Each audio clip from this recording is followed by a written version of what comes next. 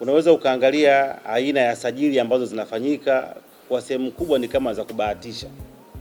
Unaweza kuangalia wanaingia wachezaji wangapi, wanatoka wangapi kwa msimu, wanaingia wangapi. Maana yake kwamba bado hatujakuwa na uwezo wa kuweza kupiki wachezaji ambao wanaweza kuja kukliki, na hata hao ambao wana kliki ni kwa bahati. Kwa hiyo changamoto ya kwanza, hatuna resources za kutosha, kwa maana timu hazina uwezo wa kusajili, lakini zinatumia nguvu kubwa kuweza kupush. Changamoto ya pili, bado ligi yetu, mimi binafsi nafikiri of course sawa iko nafasi ya 6, lakini bado haijakuwa na ushindani mkubwa. Kuna tofauti kubwa kati ya timu hizi 4, kwa maana ya Simba, Yanga, Azam kidogo ameingia Singida, wakati mwingine Tabora alikuwepo, na timu nyingine utofauti wake ni mkubwa sana. Kwa hiyo unakuta kwamba ule ushindani unakuwa ni wa kiwango cha chini kupelekea kuweza kuwa na ubora mkubwa. Ukitaka angalia nyota wanapokuwa katika ligi kuu Tanzania bara, hawa kwa mfano kina Maxi natoa mfano na wengine, alafu wapeleke katika michuano ya kimataifa, ni vitu viwili tofauti. Wakienda kule hawaonekani kabisa. Kwa nafikiri changamoto kubwa ni usajili, lakini pia ligi na investment haiakisi ushindano michuano ya kimataifa. Kuna wakati utakuja utafanikiwa, utapita, lakini sio wakati wote. Mfano Yanga ameweza kuwa bora katika misimu 4 yote iliyopita, tunafahamu hapa, lakini anaingia robo finali mara moja. Lakini Tanzania ameoni kila kitu, na ndio ligi namba ngapi? Namba 6. Lakini akaenda kimataifa hakuna ambacho anaweza kukifanya. Kwa hiyo utagundua kwamba ni bingwa, anafanya vizuri ndani katika watu ambao uwezo wao ni wa chini, ndio maana kule ameshindwa kuweza kutoboa.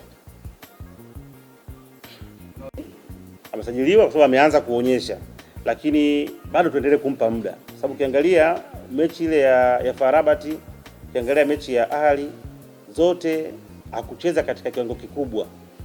Ukikompea na mechi pengine ilikuwa ni ya ligi ambayo alifunga magoli 2 na kwa assist 1. Na siamini kama Yanga walisajili mchezaji hata Okelo kuja kukutana na Dodoma Jiji au Namungo. Maana yake ulisajili wale wachezaji ili waje kuongeza kitu katika michuano ya kimataifa. Lakini angalia Damaro ambacho alikifanya katika michuano ya kimataifa, mwangalia Okelo mpaka saa hizi ambacho anakifanya, mwangalia Depo. Kwa binafsi nafikiri bado ni wachezaji ambao ni wa kawaida katika level za kimataifa, lakini katika ligi wanaweza kwenda kuwasaidia. Kwa upande wangu mimi nafikiria hivi.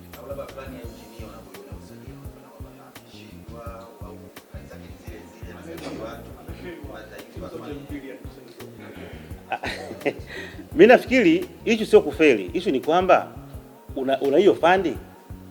Yaani hapo unakuta kuna Depo labda ni dola 300. Hapa kwa mchezaji mwingine dola 700. Uwezo unao. Kwa hiyo wanachokifanya wanafanya kile kitu bora kulingana na kapasiti yao. Yaani tunasajili katika level ya kawaida. Ukiangalia juzi nilikuwa naangalia mchezaji mmoja alikuwa ile Belkane ile kiungo namba 8 namba 6 yule. Ameenda Libya. Simona Kamara, si ndio? Kwa nini Simba Yanga hakumuona? Lakini wameshindwa kwa sababu nini? Hela ni kubwa inayotakiwa. Kwa hiyo hao viongozi wetu wanasajili hizi timu kwa kutumia bajeti ndogo. Kwa hiyo ukisajili ndio kuna mawili. Kuna wakati hata click, kuna wakati hakuna kitu, kwa sababu si watu ambao wanaweza wakakuashua 100%. Angalia disha kubwa ambalo Yanga alichukua watu wangapi? Mpaka sasa anabakia na watu wangapi? Kwa upande wa Simba the same, alichukua ngapi? Kabakia na wangapi? Kwa hiyo ni biashara ya kubahatisha. Unaweza kuchukua 7, katika 7 unapata 2. Na wenyewe sio wale vya juu, ile unakuwa na afadhali compare na ambao uko nao. Kwa hiyo nafikiri changamoto ipo kwenye uwekezaji. Kwa hiyo kuna haja ya hizi timu mbili kuhakikisha kwamba kama kweli wanatamani kufanya mafanikio makubwa ya mpira, lazima waongeze uwekezaji. Yaani sasa dunia ipo kwenye kutumia pesa. Kutoa dola milioni 1 ni kawaida kwa timu nyingine. Nimeona comment nyingi za baadhi ya wachambuzi na hata mashabiki wanalalamikia namna ambavyo. Hapana. Mimi ambacho kinanipenda kuambia Yanga wamekosa wachezaji wakubwa ambao wanaweza kuwa na umakini katika maeneo kumalizia. Miongoni mwa timu ambazo zimetengeneza nafasi nyingi kwenye michuano hii ni Yanga. Kwenye kila mchezo kama utaamua kufuatilia. Hiyo mechi ambayo walitoka bila kufungana na JS Kabylie ya ugenini, Yanga itakuwa kuweza kushinda. Nafasi 4 za wazi hawakuweza kuscore. Mechi ya Ali nafasi 3 za wazi hawakuweza kuscore. Mechi ya FAR Rabat nafasi 3 za wazi hawakuweza kuscore. Kwa changamoto ni aina ya wachezaji walionao. Hasa mwalimu anafanya kitu gani? Watengeneza timu wanafika mbele hawezi kuwa nafasi. Kwa hiyo issue ni quality. Kwa lazima ifikie hatua waamue kama kweli wana malengo ya dhati ya kutaka kuchukua bingwa wa Afrika au kufika nusu finali. Tafuta wachezaji wengine. Hao wakina Max level zao ni ndani. Lakini kwa nje hawezi kukusaidia. Huo ndio uhalisia ambao pengine hawatapenda kusikia, lakini ndio ukweli uliopo. Issue ni quality ya wachezaji. Mafanikio sio robo finali. Mafanikio ni kuchukua ubingwa wa Afrika. Hata Yanga tunamzungumzia alifika robo finali mara moja, si ndio? Katika misimu 5. Na hata hao Simba wanatamani siku afike nusu finali. Nazungumzia kwamba ule ushindani uliopo bado haukidhi kuweza kutupatia mafanikio makubwa. Ushindani uliopo baina ya hizi timu tatu hizi na timu nyingine, leo hii ukiangalia records, Simba na Yanga mara ya mwisho kufungwa na timu nyingine ya ligi ni lini? Unaweza ukaanza kutafuta. Msimu mzima anatoka sare 2, atafungwa mechi moja. Kwa hiyo level yao iko tofauti na hizi timu nyingine. Kwa hiyo wanashindwa kujipima vizuri. Leo ukiangalia Yanga kutana timu nyingine anapiga goli 5, goli 7, mechi 3, goli 9. Unakwenda kimataifa una mechi 4, goli 1. Umeona huo uwiano? Maana yake hatuna uwiano. Kwa hiyo ukimchukua Dube akija kucheza na JKT na Dodoma Jiji si na Kosi anakupatia matokeo. Lakini akaenda kukutana timu ya kawaida tu kama JS Kabylie hawezi kufunga. Kwa maana yake kuna utofauti wa viwango baina ya timu tatu hizi au 4 na timu nyingine. Kwa hiyo wanashindwa kupata ile kipimo halisi na hata kuanza kujipima kuweza kuona kama je wana timu bora au sio bora. Kuzungumzia issue ya mabadiliko ya kiuwekezaji ni issue muhimu sana, kwa sababu kwanza itakwenda kutoa fursa, kwa maana kwa kuna mashirikiano yaliyo wazi baina ya hao investors na virabu kwa moja ama nyingine, ambako sasa pale itakuwa ni rahisi kuweza kufanya monitoring ya kitu ambacho kinapatikana. Kwa hiyo mimi binafsi nimeona kwamba ni hatua nzuri. So, ukiangalia Simba ni kama wanasintofahamu, wao ndio walikuwa wameanza mchakato. Baada ya Yanga wakaja wakaingia, lakini wakaja wakawa wamestack.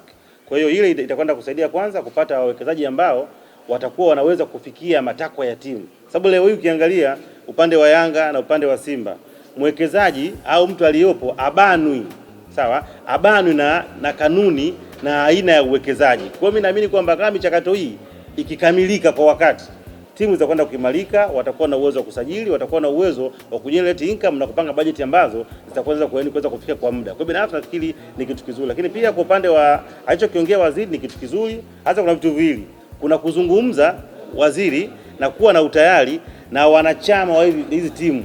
Shida ni kwamba tuna wanachama wa aina mbili. Tuna wanachama ambao wapo kuona hizi timu zipo wao wakinufaika na viongozi, na kuna watu ambao wanataka kweli mpira uweze kuendelea. Hasa hizi pande mbili kama hazitakaa sawa, hatuwezi kufika. Ndio maana leo unakuta kupanda Simba, kuna wengine wanamtumu mwekezaji, wengine wanampongeza, kuna wengine wanamtumu mwenyekiti, wengine wanampongeza. Kwa pale pana maslahi mengine nje ya klabu. Kwa nafikiri vema watu wote tukakaa tukaangalia mpira unachokitaka. Tukiwa kwenye njia moja tutafanikiwa. Sababu issue ni kuwa tuna uwekezaji ambao unakuwa una nguvu na ambao unaweza kufanikisha. Nikianza swali la kwanza, mfumo wa Simba na wa Yanga upi uko sahihi? Mpaka saa hizi hakuna ambao uko sahihi, sababu hakuna ambao umesheza mpaka sasa ambao umepita. Wote wapo kwenye process. Na ukiangalia system ni ile moja, sababu ambaye anatoa guidelines ni BMT kupitia wizara, ndio watoa zile guidelines. Kwa hiyo zile ni za aina moja. Isipokuwa tu Simba na Yanga wote itawalazima wapite kwenye njia hii moja. Ndio maana Simba alikuwa na njia yake, Yanga alikuwa na njia nyingine, Simba akaambiwa hapana, huko mnakwenda sio, rudini kwenye utaratibu wa kawaida. Kwa sababu serikali hairuhusu mwekezaji mmoja. Na utaratibu ni 51 kwa 49. Na wawekezaji waanzie watatu. Kwa hiyo mfumo ni mmoja, lakini namna gani mtakwenda kufanyia kazi iko ni kitu kingine ambacho tegemea utashi na maamuzi ya wale viongozi. Kwa hiyo kwa hilo swala kwamba wote wakipata utaratibu wao watakuwa kwenye njia moja. Kwa issue ya Yanga ndio ninachokuambia.